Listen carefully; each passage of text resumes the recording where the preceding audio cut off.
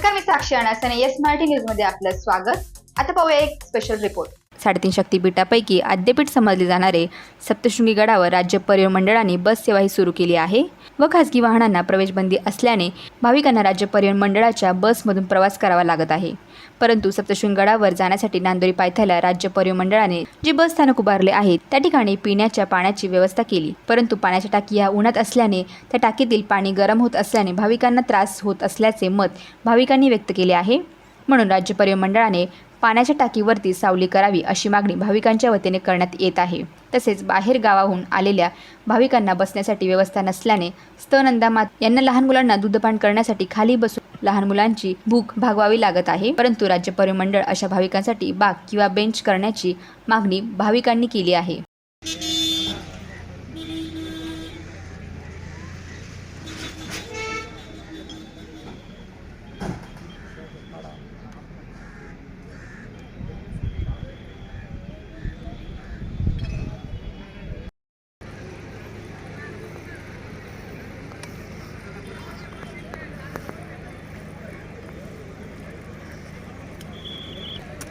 यायला कुठं आलेत तुम्ही? धुळ्याहून.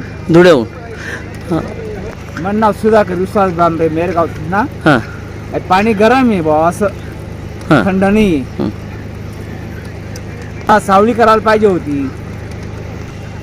काय तेच बोला, जत्रा आहे तर याडे काहीतरी सोय करायला पाहिजे बा. हां गरम पाणी आहे.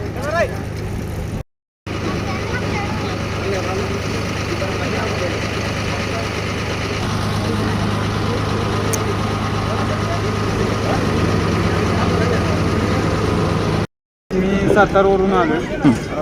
येता येता आम्ही शिर्डी, त्र्यंबकेश्वर वगैरे केलं. सर्व ठिकाणी एस टीची अतिशय उत्तम व्यवस्था होती. इथं आल्यावर इथं बसण्याची देखील व्यवस्था नाही आहे. सप्तशृंगी गडावर आहे. सप्तशृंगी गडाच्या पायथ्याला आहे. इथं बसेस आहेत, वरती जाण्यासाठी त्यांनी सोय केली आहे बसेसची. परंतु बसला वेटिंग असल्यावर बसण्यासाठी काहीही व्यवस्था नाही. लहान बाळ आहेत, लहान मुलं आहेत, आम्ही असं खाली बसावं लागतं.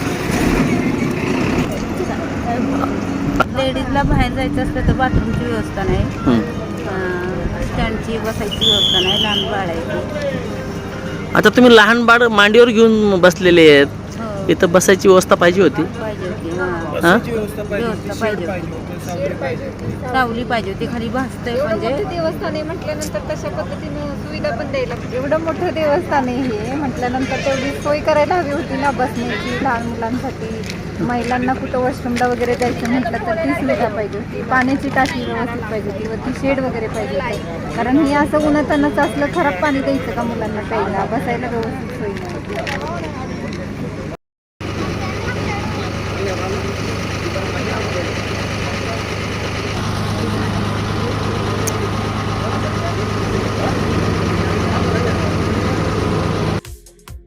अशाच प्रकारच्या ताज्या घडामोडींसाठी Yes Marathi news YouTube channel share करा, सबस्क्राईब करा, लाईक करा आणि पाहत राहा येस मराठी न्यूज.